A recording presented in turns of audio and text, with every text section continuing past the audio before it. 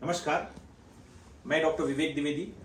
आज talk with विवेक इस show का 18th एपिसोड है। आज हमारे साथ डॉक्टर महेश प्रसाद सर, हम आपका स्वागत करते हैं। Doctor Mahesh Prasad senior consultant nephrologist and kidney transplant physician, PD Hinduja hospital Mumbai में, वहाँ पर डॉक्टर साहब वहाँ पे कंसल्टेंट हैं, सीनियर कंसल्टेंट हैं।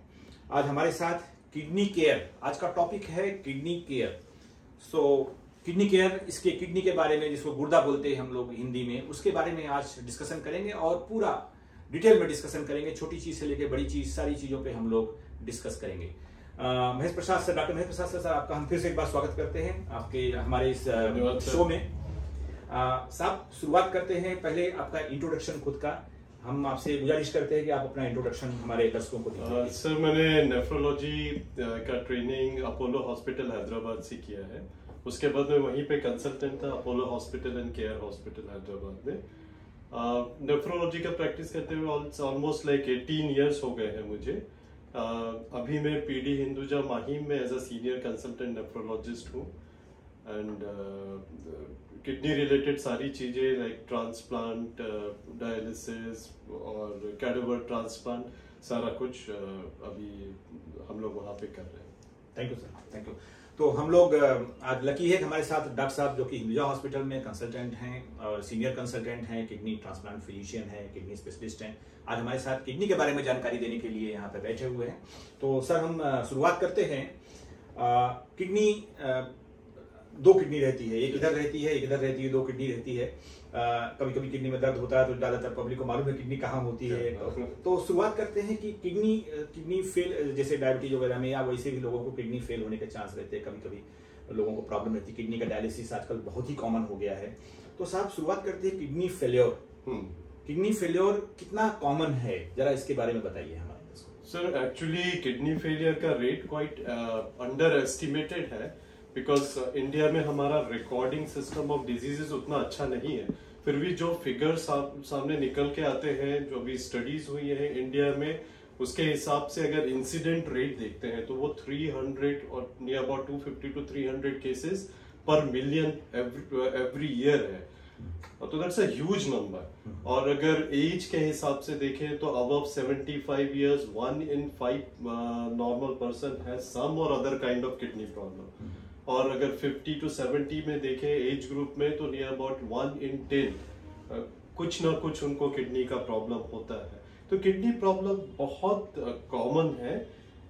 हम लोग क्या होता है समझते हैं किडनी प्रॉब्लम मतलब जिसको डायलिसिस की जरूरत है, या जो ट्रांसप्लांट के लिए चला गया, जिसको तकलीफें शुरू हो गई, उसको किडनी की तकलीफ है। लेकिन जो शुरुआत होती है किडनी की खराबी की, स्टेज 1, 2, 3, 4, 5, अगर हम उसको वहां से देखना शुरू करें तो हमारे पॉपुलेशन में near about 1.5 to 1.75% population of 1.3 billion में से 1% ही बहुत होता है। लेकिन अगर ये 1.5% के आसपास आ रहा है तो आप सोचिए कि किडनी का प्रेवलेंस और इंसिडेंस और उससे होने वाले कॉम्प्लिकेशन का एक्चुअल लेवल कितना होगा। मैं ये इंडिया के फिगर की बात कर रहा हूँ। Thank you.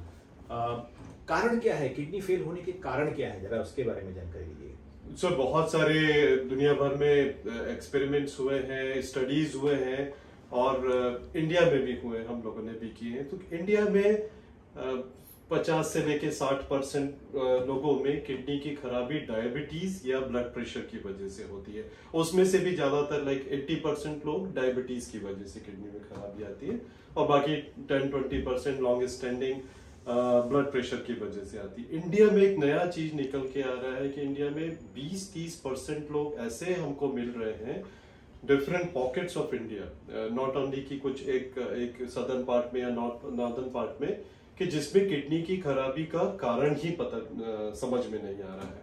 उनको ना परिवार में प्रॉब्लम है, ना उनको डायबिटीज है, ना उनको ब्लड प्रेशर है, ना उनको कोई जेनेटिक इश्यू है। तब समझ में आ रहा है कि शायद हमारा पॉल्यूशन लेवल, हमारा ग्राउंड वाटर इनटेक, कुछ और रीजन है हमारे एटमॉस्फेयर में, कुछ और हम आइडेंटिफाई नहीं कर पा रहे हैं, या Indian people are more vulnerable for kidney failure 20 से 30% लोग किडनी फेलियर के जो अनआइडेंटिफाइड रीजन से जिनकी किडनी खराब हो रही है सर, एक ये वरीसम पार्ट है, उस पर काफी रिसर्च चल रहा है, वो हमको देखना पड़ेगा। बहुत बढ़िया, ये तो एक हमारे लिए बहुत बड़ी मतलब नॉलेज है कि हम किडनी पे 20 से 30% लोगों को कुछ न कुछ प्रॉब्लम कारण नहीं समझ में नहीं आता, कारण नहीं पता चलता। अच्छा, किसको किडनी डिसीज होने के चांसेस ज्यादा रहते हैं? कौन से लोगों को, ऐसा कौन से लोग हैं जिनको ज्यादा चांसेस है कि किडनी का डिसीज हो सकता है? किडनी फेलियर के जैसा मैंने सर पहले बताया, डायबिटीज जिनको है उनको किडनी की संभावना बहुत ज्यादा रहती है। तो एक हाई रिस्क ग्रुप होता है, हाई रिस्क ग्रुप में जिनको डायबिटीज है, पर्टिकुलरली जिनका डायबिटीज कंट्रोल में नहीं है, जिनको ब्लड प्रेशर है और कंट्रोल में नहीं है, प्लस जिनका ओबेसिटी है, जिनको फैमिली डिसीज है किडनी की खराबी के, जिनको कोई और मल्टी सिस्टम डिजीज है, जिसको हार्ट की प्रॉब्लम हो, लंग्स की प्रॉब्लम हो, लिवर की प्रॉब्लम हो, ऑटो इम्यून डिजीजेस हो, जो किसी वजह से पेन किलर्स जो ज्यादा खा रहे हैं, या जिनको पेशाब में बार बार इन्फेक्शन हो रहा है, बार बार स्टोन्स हो रहे हैं, ये सब कैटेगरीज हाई रिस्क कैटेगरी में आते हैं। इनका किडनी की खराबी होने के चांसेस बहुत ज्यादा होते हैं इस ग्रुप के लोगों में। साहब, किडनी जैसे आपने बताया कि बहुत कॉमन है और अपने यहाँ 140 करोड़ लोग रहते हैं, अगर 1% भी मान लिया जाए तो 1.5 करोड़ लोगों को ये सारी बीमारी है। मतलब हर साल इतने लोग आ जाते हैं। यस यस यस, हर साल इतने आते हैं और परसिस्ट करते हैं। ऑलरेडी जो पुराने हैं तो बहुत ही बड़ा ये क्या मतलब बहुत बड़ा पॉपुलेशन है। अब ये बताइए कि नॉर्मल आदमी को कुछ आइडिया लगता है, कैसे पता चलेगा कि किडनी का कुछ प्रॉब्लम चल रहा है? साइन सिम्टम जिसको हम लोग अपनी लैंग्वेज में बोलते हैं, पेशेंट कैसे पता चलेगा? कुछ आइडिया लगेगा कि जाके डॉक्टर को दिखाना चाहिए। तो सबसे पहले तो जो मैंने हाई रिस्क कैटेगरी बोला जिन लोगों को, तो उन लोगों को अपना इवैल्यूएशन थोड़ा टाइमली कराते रहना चाहिए, या जो 50 साल से ऊपर है, या जिनको कोई भी प्री एग्जिस्टिंग डिजीज है, नॉट ओनली कि डायबिटीज हो या ब्लड प्रेशर हो, जिनको हार्ट की प्रॉब्लम होती है उनको भी किडनी इशू होते हैं, जिनको लीवर का होती है, जिनको लंग्स की प्रॉब्लम होती है उनको भी, जिनको घुटनों में दर्द है, जॉइंट्स प्रॉब्लम है, उनको भी डायरेक्टली इनडायरेक्टली किडनी प्रॉब्लम हो जाती है। तो हाई रिस्क कैटेगरीज को तो अपना इन्वेस्टिगेशन टाइमली करना चाहिए, क्योंकि किडनी को या किडनी डिजीजेस हम लोग बोलते हैं एक साइलेंट किलर है। इसकी किडनी की खराबी के स्टेजेस होती है 1, 2, 3, 4, 5। 5वीं स्टेज में आके तो सिम्टम शुरू होता है, और तब लोगों को एक्चुअली पता चलेगा कि हमको किडनी की बीमारी हो सकती है। लेकिन 5वें स्टेज तक आते आते एक्चुअली ट्रीटमेंट का जो पार्ट है वो खत्म हो जाता है। तब सिर्फ ये रहता है कि किडनी की खराबी से इंसान की लाइफ ना कमजोर हो जाए। तो इसीलिए किडनी को के साइन और सिम्टम हम ढूंढने जाएंगे तो नहीं मिलेंगे हमको, कि हमको अर्ली किडनी डिजीजेस पता चल जाए, ऐसा कोई साइन एंड सिम्टम्स हो जाए, ऐसा नहीं मिलेगा। साइन एंड सिम्टम्स स्टार्ट होंगे जब वो किडनी के जो डिजीज है एडवांस स्टेज में पहुंच जाती है, यूजुअली स्टेज 4 और 5 में। तो उस स्टेज में अगर किसी की डिजीज पहुंच गई है तो जो सिम्टम्स है या लक्षण है, सबसे पहले ये रहता है कि किसी का ब्लड प्रेशर कंट्रोल में आना बंद हो जाता है। 1 दवा 2 दवा, डिफरेंट तरह की 4-5 दवाइयां, उसके बाद भी ब्लड प्रेशर कंट्रोल में नहीं आता। फिर हाथ पैरों में थोड़ा सूजन शुरू हो जाती है, किसी को खून की कमी रहने लगती है, हड्डियों में दर्द रहने लगता है, या हड्डियां का टेढ़ापन हो जाता है, हमारा स्किन चमड़ी सूखी रहने लगती है, या उसमें खुजली बहुत होती है, ईचिंग बहुत होने लगती है विदाउट एनी रीजन, या आपके पेशाब में ऐसा जिसको हम लोग फेस बोलते हैं या फ्रॉथ बोलते हैं या बबल्स बोलते हैं, जिसको ऐसा बहुत आता है। अगर फ्लश करेंगे तो फ्लश नहीं होता, बबल्स इस तरह के। कभी किसी के यूरिन में फ्रीक्वेंसी, अब रात में बहुत बार उठना पड़ रहा है, थोड़ी थोड़ी मात्रा में यूरिन हो रही है, या यूरिन का एक सिर्फ सुबह किया शाम को किया, क्वांटिटी कम हो गई, इस तरह से लक्षण जो है वो। लेकिन ये सारे लक्षण बहुत एडवांस स्टेज में आएंगे। तो किडनी की खराबी के लिए तो हम अगर लक्षण को पे ध्यान देंगे तो बहुत लेट हो जाएंगे। तो हमको तो ये ध्यान देना है कि अगर हम हाई रिस्क कैटेगरीज में है कि नहीं, अगर हाई रिस्क कैटेगरी में नहीं है तो भी हमारा उम्र अगर 50 साल के ऊपर है तो एक एनुअल चेकअप के तौर पे हमको किडनी का टेस्ट कराना चाहिए। बहुत बढ़िया सर। सर हमारा ये जो शो है इसको देखने वाले मुंबई शहर में तो हैं, इसके अलावा महानगरों के अलावा बहुत गांव दूर दूर, क्योंकि यूट्यूब और फेसबुक पे लोग दूर दूर तक देखते हैं, डॉक्टर्स भी देखते हैं, ऐसे डॉक्टर्स देखते हैं जो कि रूटीन में हर बीमारी का इलाज करते हैं, तो एक स्क्रीनिंग जैसा हो जाता है।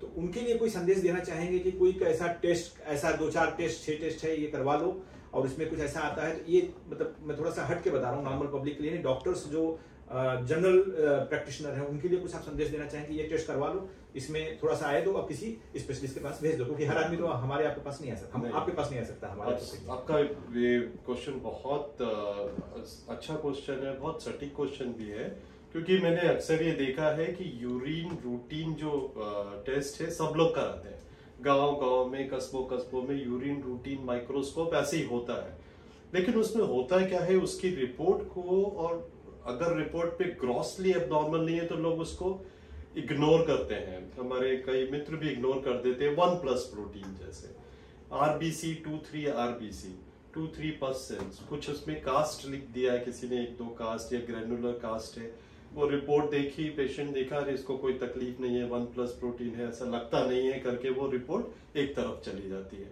जबकि वो रिपोर्ट बहुत इंपॉर्टेंट है और स्टार्टिंग पॉइंट वहीं से होता है किडनी की खराबी का।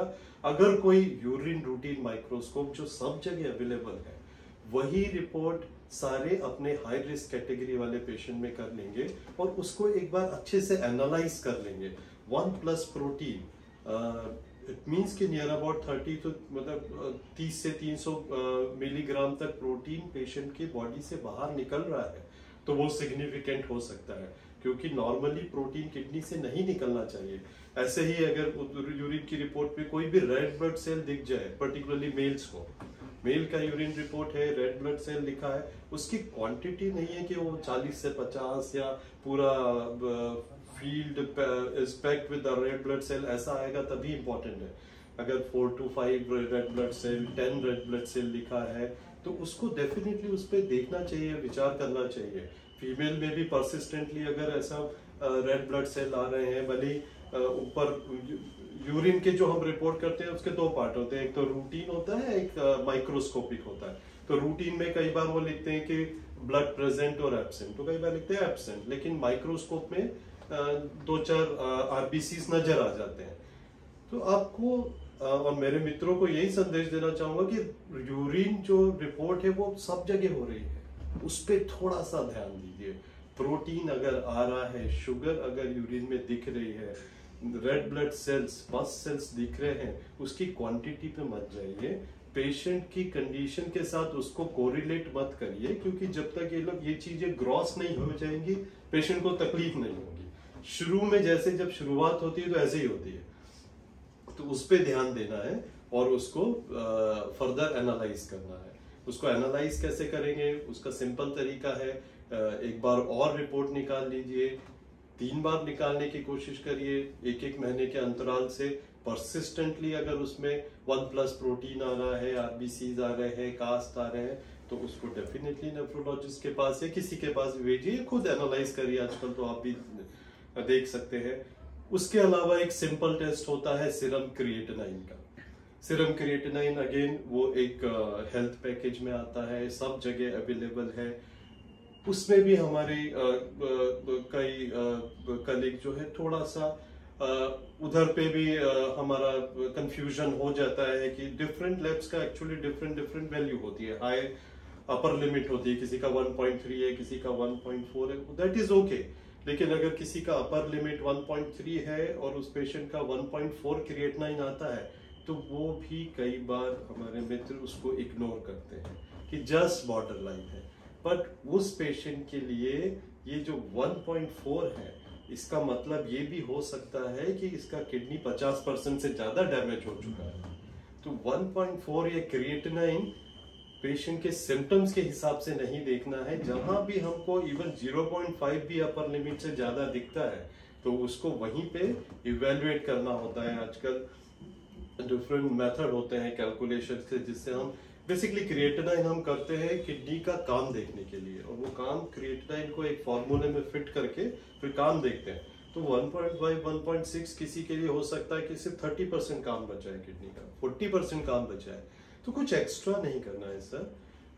Urine routine microscope, serum creatinine जो सब जगह अवेलेबल है उसी पे ध्यान देना है, और नहीं तो कुछ और ज्यादा कंफ्यूजन है तो सोनोग्राफी करा लेना।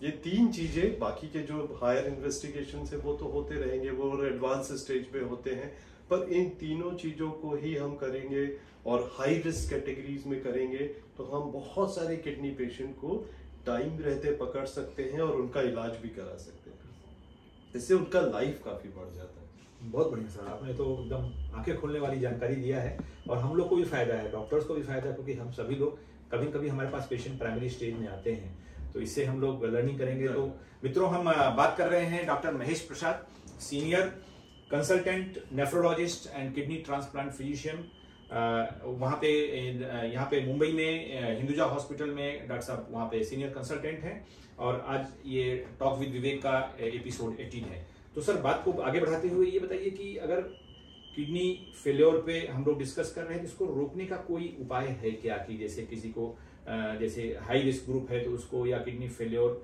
होने से पहले कुछ ऐसा प्रिकॉशन ले सकते हैं, कुछ ऐसी चीजें ध्यान रख सकते हैं कि किडनी फेल्योर ना हो? How can it be prevented?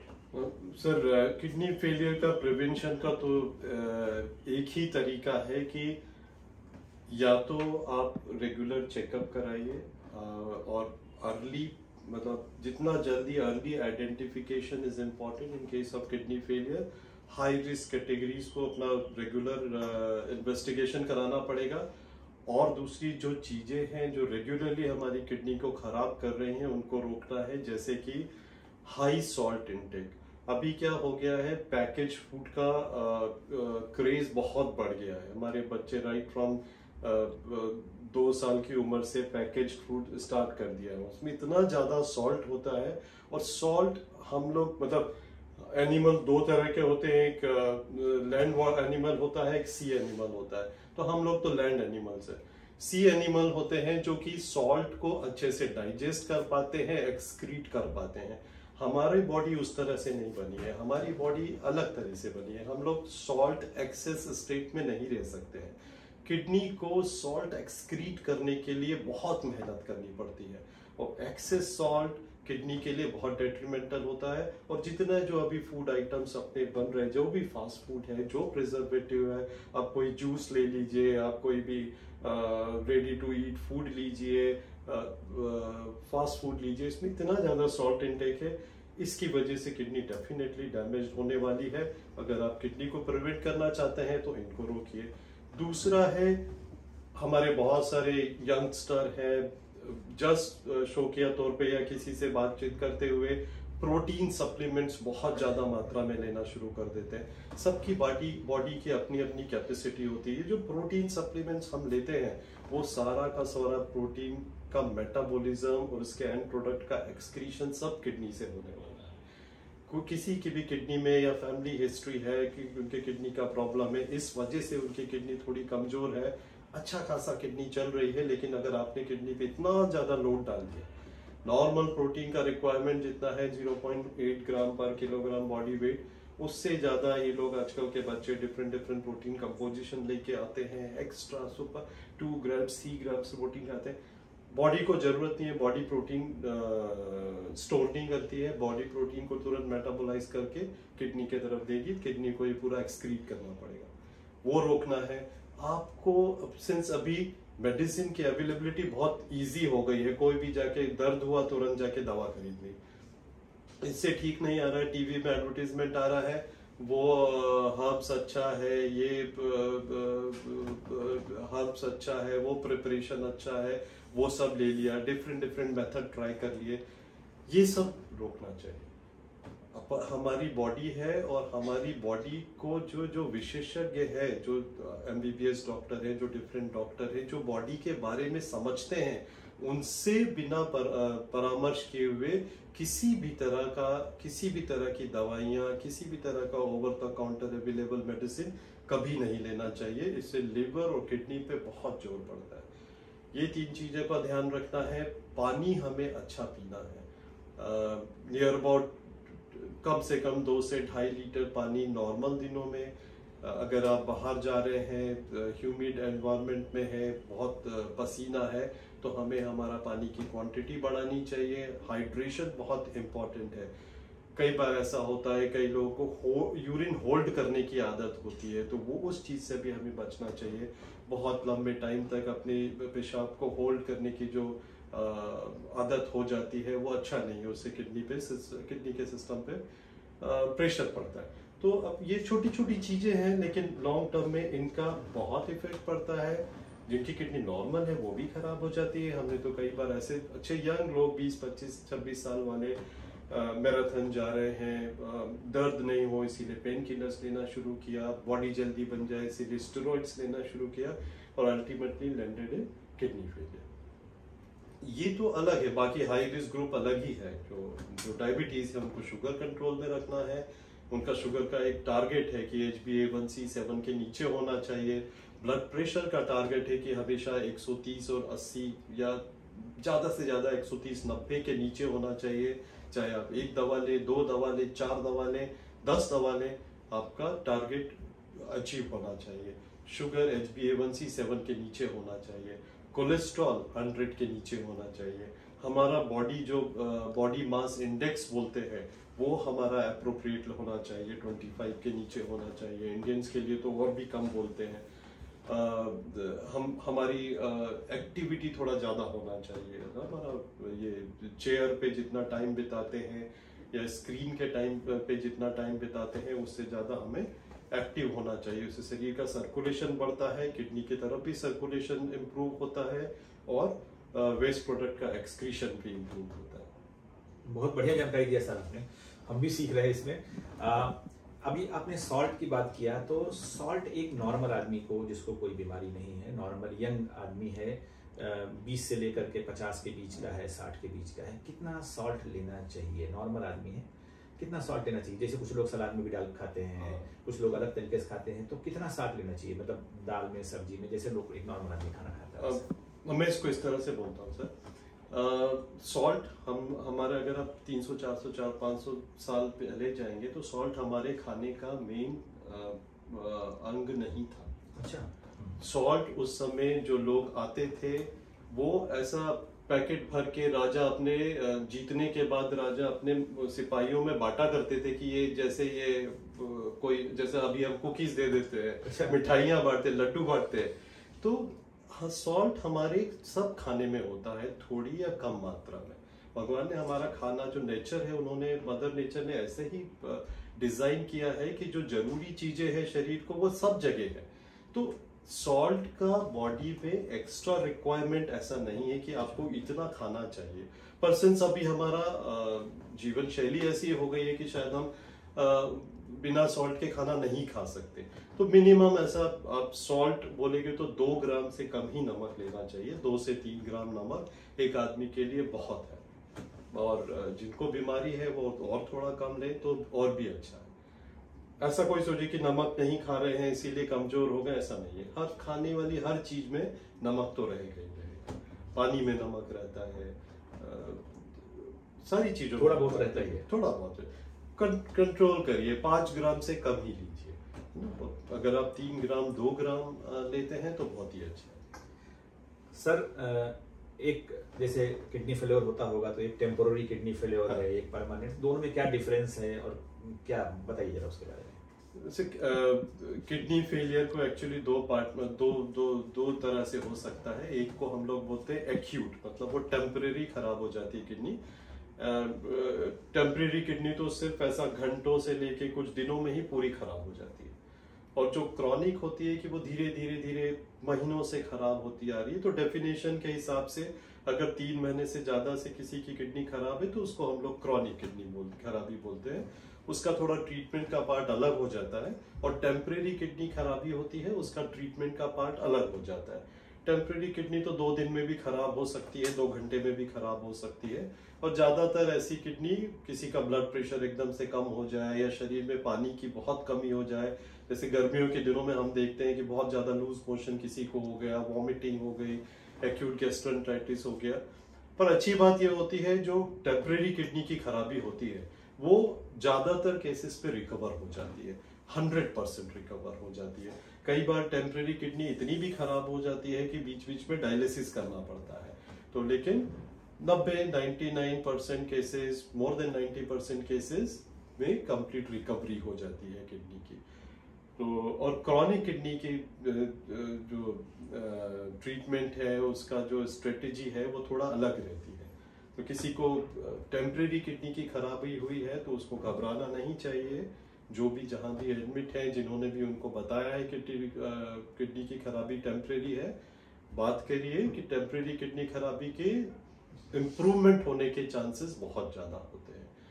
कुछ ऐसी भी किडनी खराब होते हैं जैसे कि मल्टी सिस्टम डिसऑर्डर से किडनी खराब हुई, किसी को ऑटो इम्यून डिजीज है, किसी को हार्ट का प्रॉब्लम है। अगर हम वो प्राइमरी बीमारी पे वो काम करते हैं तो हमारा किडनी फिर उससे भी ठीक हो जाता है। मतलब ऐसा कि नहीं है किसी को क्रॉनिक किडनी की खराबी हो गई तो वो एक इरिवर्सिबल स्टेज हो जाती है। क्रॉनिक किडनी की खराबी क्यों हुई है उसका पता लगाते हैं, उसके रीजन को ट्रीट करते हैं तो किडनी काफी दिनों तक स्टेबलाइज रह सकती है और कई बार इम्प्रूवमेंट भी आता है। Thank you sir. सर, आजकल समाज में स्मोकिंग और अल्कोहल ये दोनों बहुत कॉमन है, बहुत सारे लोग इसको कंज्यूम करते हैं। इसका किडनी पर कितना नुकसान होता है, क्या होता है, जरा उसके बारे में जानकारी। तो स्मोकिंग का तो डेफिनेटली डायरेक्ट रिलेशन है किडनी से। डायरेक्ट रिलेशन टोबैको का मतलब it's one of the causative factor. एक जैसे डायबिटीज है, ब्लड प्रेशर है, वैसे ही तंबाकू भी किडनी की बीमारी का एक कॉजेटिव फैक्टर है और प्रेसिपिटेटिंग फैक्टर भी है। मतलब आपको तंबाकू का या आप खाएं या उसको जला के पिए, बात एक ही है। तो उससे आपको किडनी की बीमारी हो सकती है। प्लस अगर आपको डायबिटीज है, ब्लड प्रेशर है या किसी भी वजह से आपकी किडनी थोड़ा कमजोर है तो वो कमजोरी तंबाकू का सेवन करने से और ज्यादा बढ़ सकती है। तंबाकू का तो डायरेक्ट रिलेशन है, अल्कोहल का भी ऐसे ही है। एक लिमिट से ज्यादा अल्कोहल का सेवन डायरेक्टली और इनडायरेक्टली किडनी की खराबियों को बढ़ाता है, प्रेसिपिटेट करता है। तो अल्कोहल एक प्रेसिपिटेटिंग फैक्टर होता है किडनी की खराबी। आपने दवाओं में बताया कि दवाइयाँ पेन किलर वगैरह नुकसान करती है, स्टेरॉइड नुकसान करती है। इसके अलावा कुछ और भी दवाएं हैं जो किडनी को नुकसान करती हैं? सर, बहुत सारी दवाइयाँ होती हैं क्योंकि हम जो भी दवा खाएंगे वो या तो हमारे लीवर से मेटाबोलाइज होगी, फिर मेटाबोलाइज होगी या तो स्टूल में बाहर निकलेगी या किडनी के थ्रू बाहर निकलना पड़ेगा। अभी ये है कि ऑलमोस्ट जो दवाइयाँ किडनी से बाहर निकलती हैं और किसी को किडनी में खराबी है तो वो दवाइयों का एक्सक्रीशन किडनी से उस मात्रा में नहीं होगा तो दवाइयों का लेवल बढ़ेगा, किडनी पे जोर बढ़ेगा।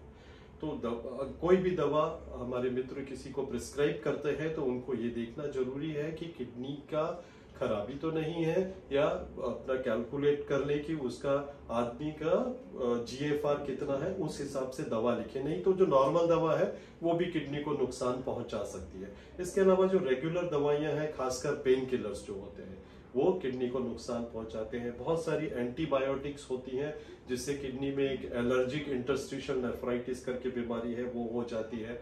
बहुत सारी ऐसी मेडिसिन हैं जिसमें मेटल होता है, पर्टिकुलरली जो हमारी देसी दवाइयाँ होती हैं उसमें हैवी मेटल होता है, उसमें बहुत सारे हर्ब्स होते हैं, लोकल जड़ी बूटियाँ होती हैं, उनसे किडनी में खराबी काफी बड़ी होती है। ये चाइना में बहुत ज्यादा है। चाइना में वो तो उनका डिजीज का एक नाम ही अलग हो गया है। वहाँ वो लोग काफी हर्ब्स खाते हैं और वो हर्ब्स से डायरेक्टली किडनी खराब होती है। इंडिया में भी काफी सारे, बिकॉज बहुत सारी देसी दवाइयों को हम लोग टेस्ट नहीं करते। वो किसी ने कहा, किसी ने बोला, किसी ने सुना और वो स्टार्ट कर दिया। हर्बल मेडिसिन है, वो जो मेटल कंटेनिंग मेडिसिन है, पेन किलर्स हैं, एंटीबायोटिक्स है, ये सब किडनी को रेगुलरली डैमेज करते हैं। तो इन सब से बचना चाहिए। Thank you sir. Sir, kidney में स्टोन बहुत कॉमन होता है, लोगों बहुत सारे लोगों में रहता है, तो कैसे बनता है ये स्टोन किडनी में? सर, किडनी में स्टोन दो तरीके से बनता है। एक तो जैसा मैंने बताया, बहुत सारी चीजें जो भी अपने बॉडी में एक्सेस है, या तो स्टोन से निकलेगा या किडनी से निकलेगा। तो जो मिनरल्स है, जो खासकर कैल्शियम है, यूरिक एसिड है, ऑक्जेलेट है, ये जो मिनरल्स हैं ये सब किडनी से थ्रू काफी मात्रा में बाहर निकलते हैं। ये किडनी का एक काम होता है कि मिनरल्स की क्वांटिटी जितना चाहिए उतना ही बॉडी में रहना है, उससे ज्यादा नहीं। तो या तो हमारी बॉडी में मिनरल का प्रोडक्शन बहुत ज्यादा हो जाता है और किडनी उतना हैंडल नहीं कर पाती है, इसीलिए किडनी में स्टोन्स बनने लगते हैं। या कई बार किडनी की प्रॉब्लम होती है कि वो पर्टिकुलर, एक सपोज यूरिक एसिड है, उसकी हैंडलिंग किडनी से बराबर नहीं हो पाती है, तो यूरिक एसिड के स्टोन्स बनने लगते हैं।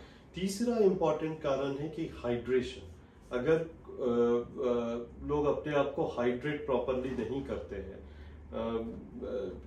पानी का जो ऐसा 2-2.5 लीटर तक पानी पीना चाहिए वो नहीं पीते हैं रेगुलरली, और यूजली और ऐसी चीजें पीते हैं जिससे कि डिहाइड्रेट ज्यादा बॉडी होती है। सपोज किसी को प्यास लगती है तो वो नॉर्मल टेम्परेचर का पानी पीने की जगह अगर फ्रिज का पानी पिएगा तो उसकी प्यास तो बुझ जाएगी आधा ग्लास में ही, लेकिन उसको जो अंदर उसके शरीर में पानी की कमी है वो नहीं कम होगी। अगर किसी ने सपोज चाय ज्यादा पी रहे हैं, कॉफी ज्यादा पी रहे हैं, तो वो पानी में नहीं कैलकुलेट होगा, क्योंकि इससे डायूरेसिस होती है। कॉफी से डायूरेसिस होती है, कोला से डायूरेसिस होती है।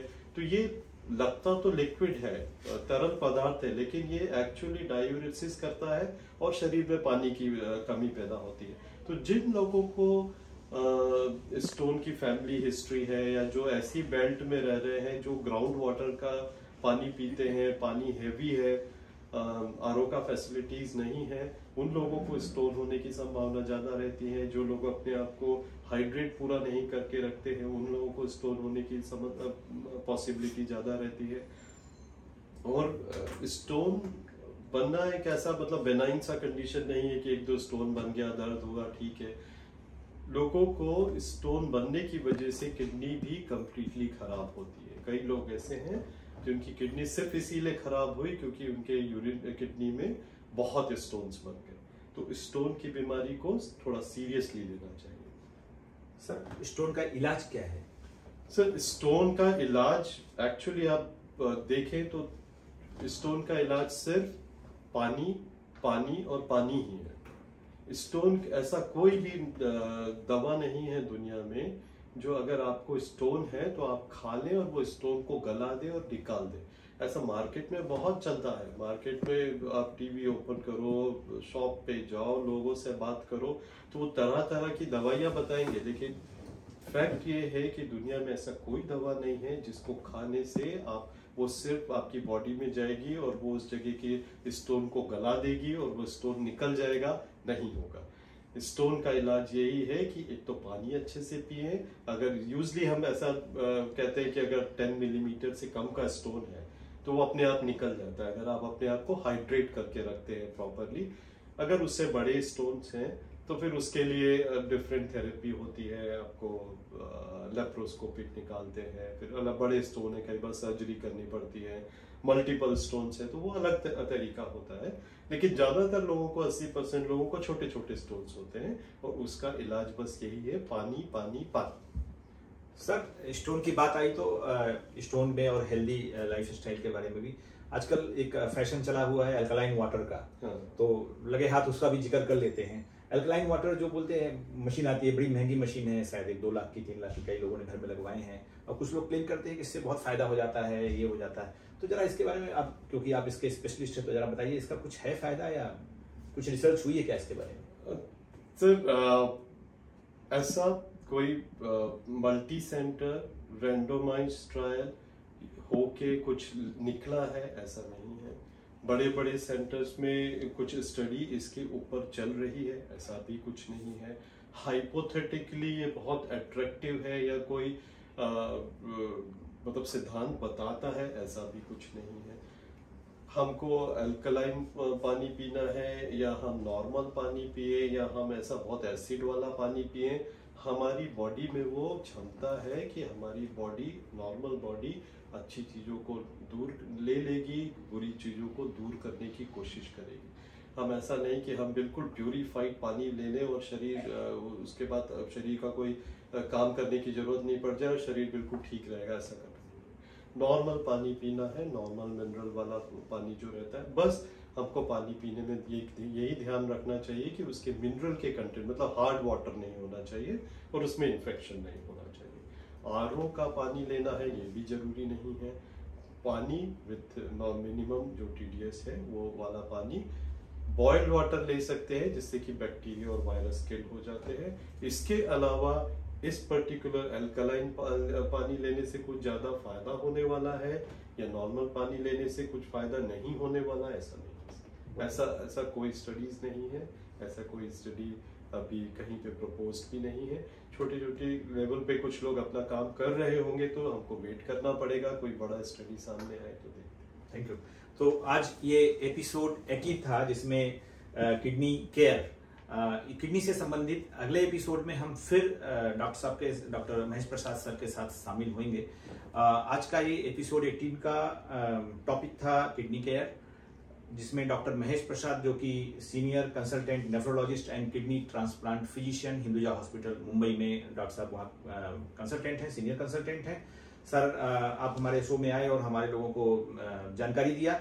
अब एक लास्ट में चलते चलते एक टेक होम मैसेज, इतना सब जो हमने इसका लब्बो लुबाब और निचोड़ आप जरा कुछ लाइनों में, चंद लाइनों में हमारे लोगों को जरा बता दीजिए। हाँ सर, बिल्कुल। एक किडनी की खराबी को एक्चुअली हमारा समाज ना अभी उतना ये नहीं ले रहा है, उतना सीरियसली नहीं ले रहा है। और ये बिल्कुल जब तक किडनी की खराबी बहुत एडवांस स्टेज में नहीं पहुंच जाती है, लोग ट्रीटमेंट के लिए नहीं आ रहे हैं। और ये चीज उस लेवल पे नहीं है, मतलब जो समाज के लेवल पे नहीं है, जिनका काम समाज को जागरूक करना है, उसमें भी जागरूकता की कमी है। मैं अपने दो साथियों की बात कर रहा हूँ, मैं वो बात कर रहा हूँ कि जो टारगेट्स हैं शुगर के, ब्लड प्रेशर के, कोलेस्ट्रॉल के, उस टारगेट को समाज को अचीव करना है, उसके लिए जागरूकता नहीं बढ़ रही है। किडनी की खराबी में क्रिएटिनाइन अगर 2 है 3 है तब भी लोगों को बोला जा रहा है ठीक है अभी डायलिसिस की जरूरत नहीं है, कुछ नहीं करना है। वो एक वहां पे थोड़ा सा हम जो सीरियसनेस है किडनी की, उसको हम लोग अंडर एस्टिमेट कर रहे हैं। तो अभी जरूरत ये है कि किडनी की खराबी को हमको जितना जल्दी हो सकता है उस स्टेज पे पकड़ना है और फिर वहां से अच्छे से ट्रीटमेंट शुरू करना है। और अल्टीमेटली सब चीज घूम फिर के उसी लेवल पे आती है कि आपका डाइट, और डाइट मतलब आपके जो लोकली अवेलेबल फूड है, जो आपके दादा परदादा खाते थे, वो डाइट का इम्पोर्टेंस उसकी जगह कोई और नहीं ले सकता। नॉर्मल पानी पीना, जो नॉर्मल फ्लूइड है और सफिशिएंट क्वांटिटी में जो फ्लूइड है, उसकी जगह कोई नहीं ले सकता। आपका रेगुलर एक्सरसाइज करना, उसको आप किसी भी तरीके से ये नहीं कर सकते, कॉम्प्रोमाइज नहीं कर सकते। Smoking, alcohol, junk food, high salt intake, ये खराब है, ये आप किसी भी तरह से इसको जस्टिफाई नहीं कर सकते हैं। तो जैसा ये सब बीमारियों के लिए होता है, किडनी के लिए भी वही है। ये चीज पे आप स्टिक रहेंगे तो अगर आपको बहुत गंभीर किडनी की खराबी है तो भी आप किडनी का लाइफ और अपनी लाइफ काफी सालों तक बढ़ा सकते हैं। अगर आपको खराबी नहीं है तो भी आप किडनी में खराबी कर सकते हैं अगर इन सब चीजों पे ध्यान नहीं दिया जाए तो। थैंक यू सर, बहुत बहुत धन्यवाद। मित्रों, आप लोग जिन्होंने इसको देखा होगा और पूरा सुना होगा, आंखें खोलने वाली जानकारी है। आप इसको देखिए और अपने फ्रेंड्स को, अपने कलीग को, अपने और जनरल पब्लिक में लोगों को भेजिए। बहुत ही अच्छी जानकारी, आंखें खोलने वाली जानकारी है किडनी के बारे में। अगले एपिसोड में फिर हम किडनी की डिसीजेस पे और दूसरी डिसीजेस पे फिर आएंगे। आज हमारे साथ doctor Mahesh Prasad, senior consultant nephrologist, Hinduja hospital, वहां से हैं। इसके साथ ही हम आप सभी लोगों को थैंक यू बोलते हैं कि आपने धैर्यपूर्वक इतनी सारी हमारी बातें सुनी और इसका निश्चित रूप से आप फायदा उठाएंगे। और हम धन्यवाद देते हैं हमारे कैमरामैन मिस्टर रूपेश पेडनेकर को और आपसे विदा लेते हैं। Thank you very much. नमस्कार।